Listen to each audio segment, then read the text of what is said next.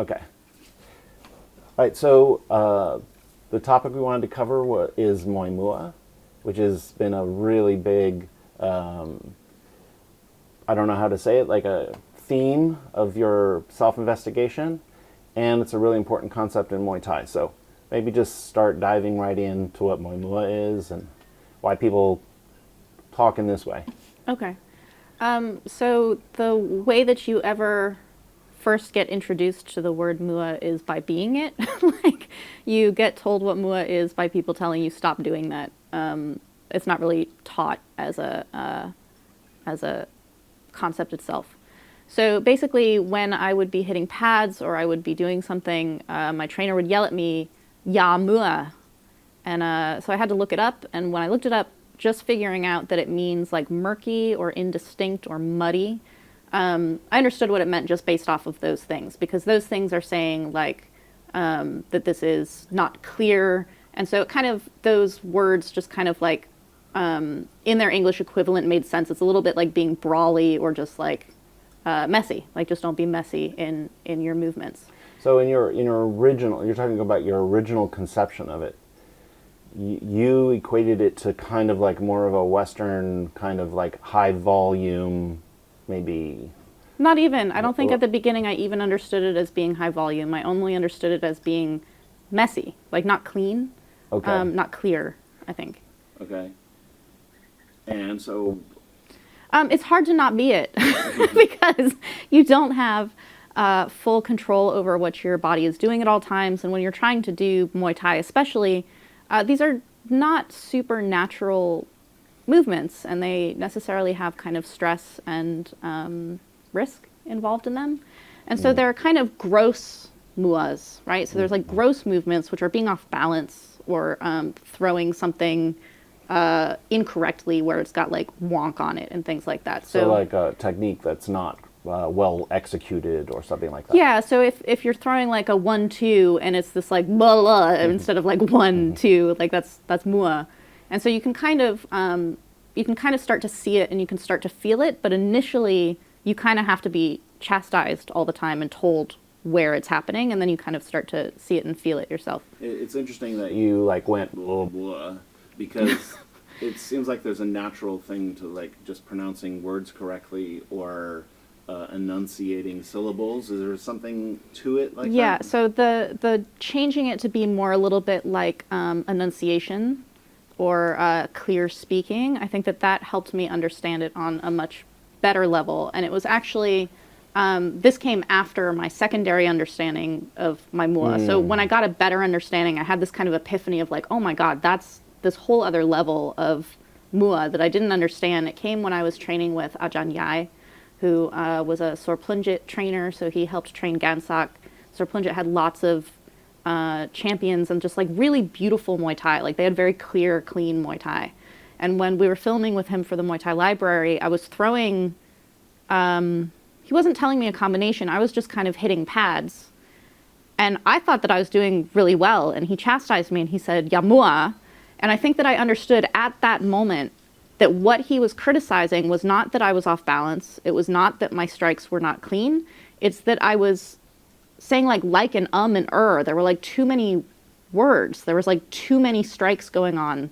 It was not decisive and it was not clean and enunciated. And then on top of that understanding, and it was many months later when we were training with Panam Thong Lek for the Muay Thai Library, and he said nen, which I interpreted to mean like tight, but this is also articulate. This is like very clean, clear, crisp kind of thing. So actually understanding mua came a little bit about actually having examples of what is not mua. Is like being able to see a dirty glass of water and they're like, don't drink dirty water, but you've never seen a very easy example of a clean glass of water. And then I understood it better, I think. Okay, so that's jumping ahead to the more advanced conception of it, but you struggled with this concept for a very long time. Like it was a painful aspect of training in Muay Thai and trying to reach for what you want to be. What was, going back to that, what was that reaching for like for you, just on an emotional level? Well, the reason it's painful I think, is one that I'm being chastised, I'm being criticized, and so I know it's wrong. But in the same way that if you are speaking, when you're speaking, you're trying to talk to somebody. And if they're telling you you have marble mouth, if they're telling you, like, speak clearly, enunciate, I can't understand you, it's painful when people don't understand you.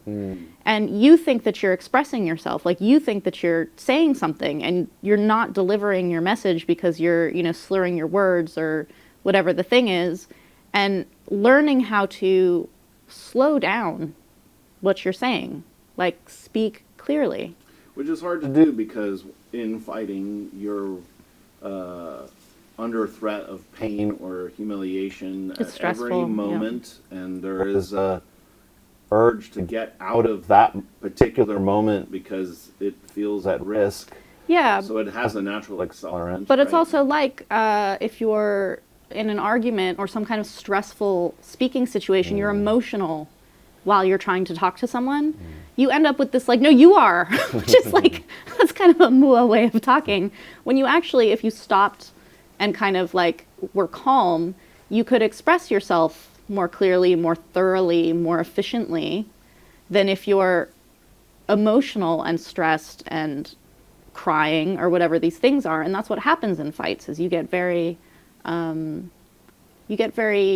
tormented by the feelings of the fight itself, and it makes you less articulate. So in a strange way, Muay is a kind of like putting a governor on your emotions and your reactive quality. You know, strange. Having the governor allows you to not be Muay or to be less Muay. I think everyone's a little bit Muay at times. I've never seen Karahat be Muay, but I'm sure he was at some point. So as you got to Arjan Yai and Panam Tum Lek, what was this, other than just seeing cleaner water, what was this next evolution of conception? Or was it just a bodily feeling? I don't even think it was bodily yet. It was very conceptual. And at that moment that I was understanding it with Ajahn Yai, I was feeling physically that I was throwing too much. Like there was just too much going on and it was unnecessary. So I could identify that it was kind of messy and I could think that, and then I could kind of feel it. But there was a struggle, a very long, long struggle, even after I really had the secondary understanding of Muay, which was that I still was Muay often, especially while sparring. And it doesn't feel good. Like it's very much like this kind of, I like to use this quote from Genesis of who told you you were naked, which is this sudden realization of a shame that you had no concept of having before. But once you realize that there is an alternative to the way that you are, or to be self-conscious about something that you were kind of unaware of, like as a beginner, you can be off balance and you don't really know specifically. You have a very gross movement discomfort of things not kind of being coordinated. But as you become more aware of disbalances, off balance, a strike not being exactly how you want it to land, even though you executed it the way that you think it should be, the feeling you get at being aware that it's wrong and judging that it's wrong, but not really being able to fix it yet, for me was a really big struggle. And that's, again, a thing that you need to kind of slow down, I think. That's like learning Muay, which is being aware of the problem and judging it simultaneously. Just be aware of it first, and then you can start to locate it. There's two things I want to ask you that come to my mind. Hopefully I can remember both of them. One is you're a very self-critical person. So just the way you move through training is with a very harsh judge in your head, outside of what other coaches might be saying. You talked about sparring. You spar every day with Yokun Pan. You look at and edit, highlight parts of your sparring every day, pretty much. And you often say that you look much better on video than you felt. Yeah. So how would you talk about Muay in the sense that you sometimes feel like you're much more Muay than you actually are. So your gauge is set, your in-time gauge is set, I don't want to say the wrong level, but it's not accurately perceiving what's happening. Yeah. Like, how does one overcome that?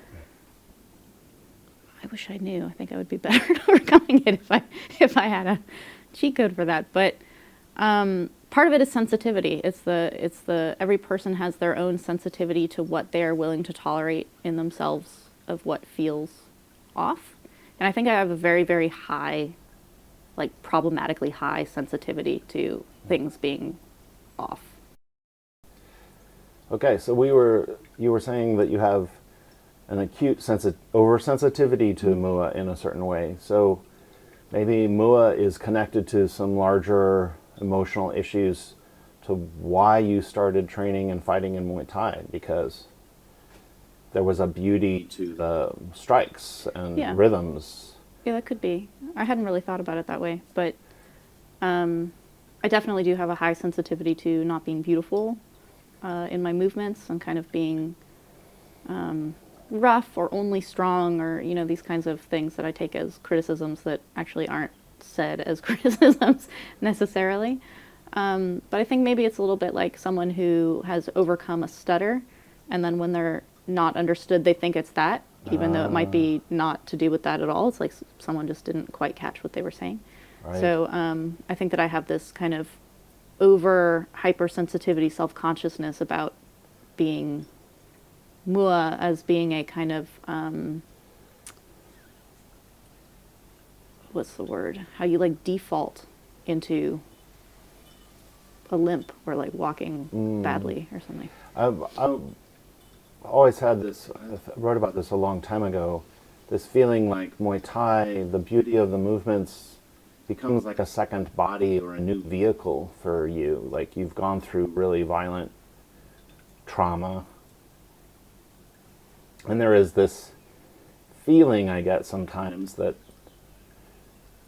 the integrated, rhythmical, beautiful Muay Thai of Thailand has a kind of allure of being able to integrate your body into a capacity that might be like damaged or wounded as a person.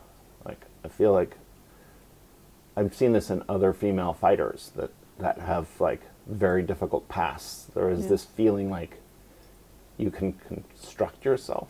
Yeah. Would you say that that's maybe part of this Muay conception or draw in a way? I do think that there are art forms or performances that draw certain types of people. And it's definitely not a monolith. But one of the things that's exceedingly difficult about Muay Thai, but that's also what makes it so challenging and rewarding, is that you have to control yourself. Like if you don't control yourself, there's no way you can control your opponent. You actually have too many people working against you. It's unfair in the ring when you kind of don't give yourself a little bit of slack. So you have to find this balance between controlling yourself and not limiting yourself, because control and limitation can mistake themselves for each other, and they aren't. And I think that my fear and sensitivity to Muay has to do with that, which is that you feel out of control. And I think a lot of people who have histories of eating disorders and drug addiction, things like this, a lot of this has to do with control. And finding ways to have control in situations where there's very little, and understanding what you have control of and what you don't have control of in that space of Muay is something that you have to be very, very honest with yourself about. And I think I'm not fair with myself about what I have control over. And that's actually one of the beautiful things that you've discovered about Thailand's Muay Thai, is that despite it being a violent, aggressive sport, it's honestly in its more traditional form about controlling oneself, one's rhythms, one's roop, which is through posture, and your state of mind. That a lot of times people think about fighting as imposing, like controlling other people, the opponent. But Thailand's aesthetics are kind of about you first control yourself. That's why things like falling off balance or being tripped is a big deal, or stumbling after a strike is a big deal in Thailand and not in other parts of the fighting combat world. Right, and being able to not lose yourself in those, emotionally Muay situations, to not make your body then Muay, to not make your mind Muay, all of these things, that shows great composure and is has traditionally been highly rewarded in Thailand's Muay Thai. Right. I'm also drawn back to this other Muay Thai Library moment when you got I don't know if you connected it to Muay Muay before, but it comes to my mind, is what Kru Karat taught you, which was take this extra beat. Do you remember that? Yes. That extra beat was such a little secret. Yeah. Because you're always moving to the next strike or block or something. Right. And this is this little spacer. It's the same thing. Like, I think if you listen to experts on public speaking and, how to sound authoritative, or like how to present yourself publicly and things like this, oftentimes they'll say to take a beat. They're like, you need to take a breath before you answer a question, take a drink of water if you need a moment to think about it. A lot of times these things in language that we've used as examples, like ers and ums and kind of fillers, likes, things like this, it's because your brain is going too fast and your mouth is like trying to catch up, or maybe your mouth is going too fast and your brain is catching up.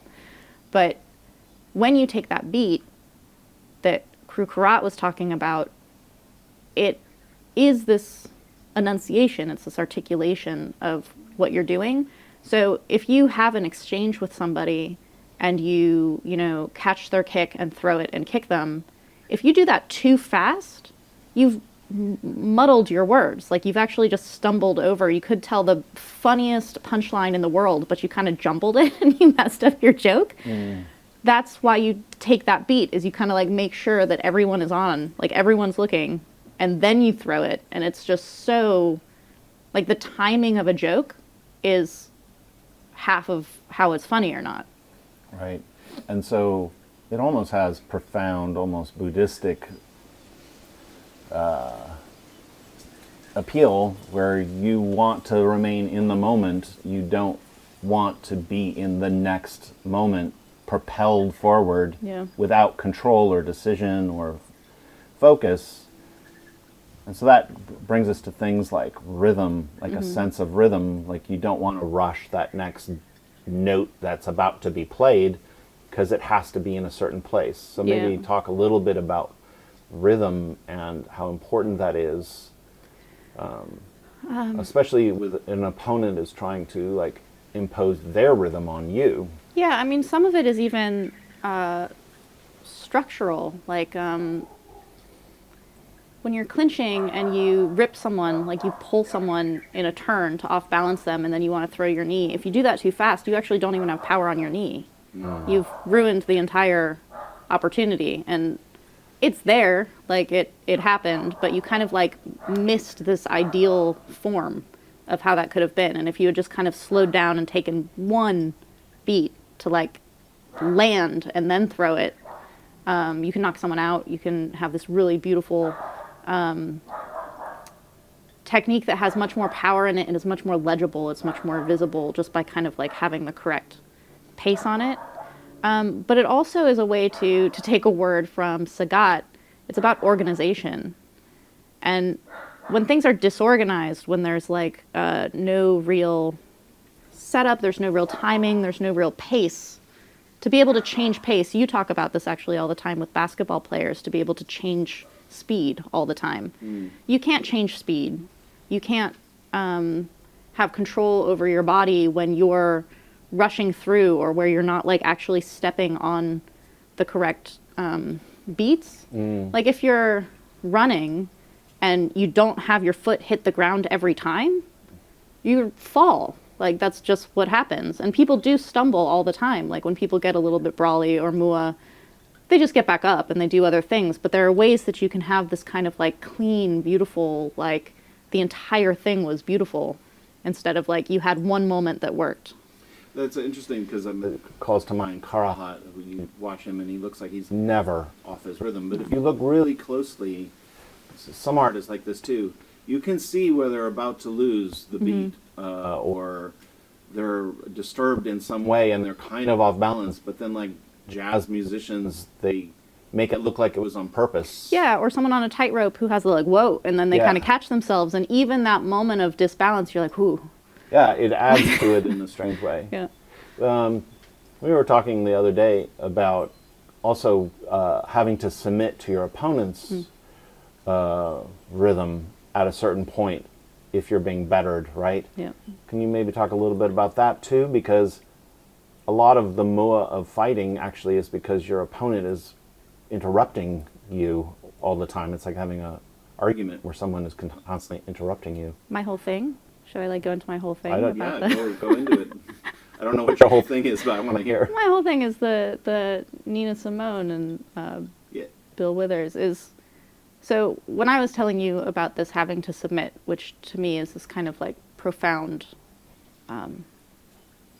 realization and truth about fighting, is that if you think of these incredible, incredible singers, so you have like Bjork or Nina Simone or Bill Withers, people who kind of like improvise within the music of what they're doing.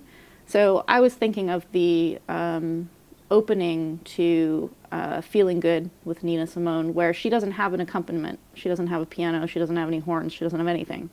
And it's just her voice. And she's feeling the notes. Like she's feeling the length of each note and where to start it and where to stop it and where it's going to fall.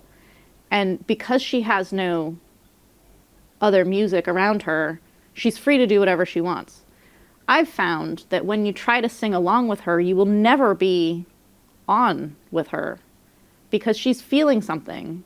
And whatever you're feeling when you're trying to sing with her, it's like trying to sign your name and then write over it again. You're never going to follow the lines perfectly again. And so when you try to sing with someone else like that, you're just going to be slightly off. If I were to not sing with her and sing it myself, I would sing it completely felt my own, like how I want to feel that. So when you're listening to her, instead of trying to sing along with her, you have to submit. You have to listen to her. And then when she gets to that end of her note and the horns come in, now you're all on beat. Now everyone can sing along. That's fine. But it's this improvised expression. And this realization I had with that idea of singing, of these like incredible singers who are not like studio musicians, but like real live music, is that by being a listener, by being an audience to that music, you are submitting to it in order to experience it. And as crazy as it sounds, because we think fighting is all this like, I'm just going to go kick someone's ass, it's all about dominance, and in America it's all about aggression and this kind of thing, you have to submit to what your opponent is doing at moments. You have to let that bar finish so that the horns can come in, so that you can start your, not accompaniment, but like your next piece. So if you have two people who are singing together, they can't sing over each other. You can't hear anything. It's completely mua and terrible. It sounds like an orchestra muddling around when they're warming up their instruments. You have to have those voices submit and rise to each other. That's what harmony is. And when you're fighting with someone, you are actually harmonizing with them, and it is not always your turn.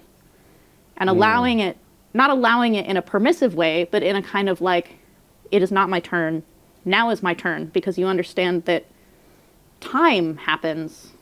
And you make beautiful opportunities. But you're harmonizing so that you can create openings and windows for you to be free. 100%. And take apart the rhythm of your opponent eventually. Right, which is but something from on the inside of it. Which has to do with jangwa and timing, which is that many of these fighters who we filmed with, they tell you to take a strike. They tell you to take a knee. They tell you to wait. You wait for your moment when you can rip someone. When you're clinching with someone and they're yanking on you, if you're going to resist them all the time, you're going to find yourself in trouble. You actually have to relent for a second. You're like, I'll let myself be pulled this way, and then I'm going to yank them on the other side of it. Or I will let them throw that knee, and then I'm going to trip them, or I'm going to catch it or whatever the thing is. Those are small moments of relenting, of submitting, of allowing the phrase to come so that it can come to the next turn. I think like this is also something that people don't perceive about the Thai rock, the rocking back and forth. Which, Yok. yeah. Is that you're setting a metronome, but for purposes. It's not its own thing. Right. You're creating a tempo so that you can then create a pattern that you then vary off of. You use it for deception. It's not just rocking, like back and forth. Right. Well, we all breathe. Like we're breathing all the time. Right. But you're breathing differently depending on what you're doing. If I'm talking, I'm not breathing the same as if I'm listening to you. If I'm running, I'm not breathing the same as if I'm swimming. So how do you integrate these concepts of improvisation with ideas of don't be muddy, right? One, you're not in control every damn second. Like, you can be in control of yourself every second, which Can at you? times, what you're in control of is that one got away from me. You can control that instead of now I'm stuck in the past where I didn't get that and I'm trying to like be pissed about that for the next 4 measures. You can't be stuck on that beat. You have to stay with it. You have to keep moving. And it's this thing of like, you can't control everything that happens to you, but you can always control what your response to it is emotionally. You know, being Ning in fighting. What's the name? Ning is to be unmoved, unaffected, still, quiet, this kind of like unperturbed kind of thing. That is a constant state. That is a maintenance state. That's not a passive, I'm just going to be Ning. Like if I turn off the lights, now I'm Ning. It is an incredibly active state that you have to produce at all times. It sounds almost it's like meditating. Like Buddhistic thing where you acquire a passivity but is actually an activity. Yeah. But that's very deep stuff. Yeah, I mean, if I'm going to try to float, I don't float very well. It's going to take some effort to get into that state, but then mostly you're just in this kind of like maintenance floating thing. But if you're floating, there's an ing at the end of that. You are floating. It's a verb. You're doing it all the time. It is not a static passive state, even if it requires very little effort at times. And Karahat's like that. We talk about Karahat, your hero. That's a good word, is that he's floating in that Bolon way, right? Yeah. Quite admirable.